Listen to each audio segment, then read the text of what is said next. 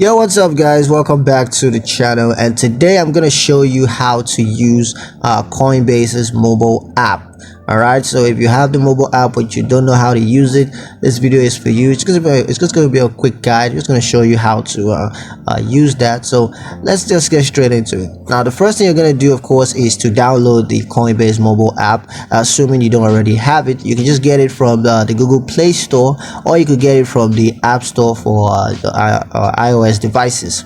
So now that you have the app, just go ahead and log into your Coinbase account. And once you're logged in, here you can browse the app's numerous features. So you can go ahead and check out the things you can do on it. You can use the app to buy, sell, as well as to manage your cryptocurrencies. You can also set up price alerts and notifications. Likewise, you can use the app to view your transaction history, and you can also manage your account settings and whatnot with the app. So yeah, that's pretty much it on how to use Coinbase's mobile app.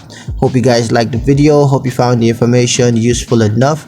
If you did, like the video, comment down below, let me know what you thought, share the video with your friends, and subscribe to the channel if you haven't done so already, and I'll see you guys in the next one.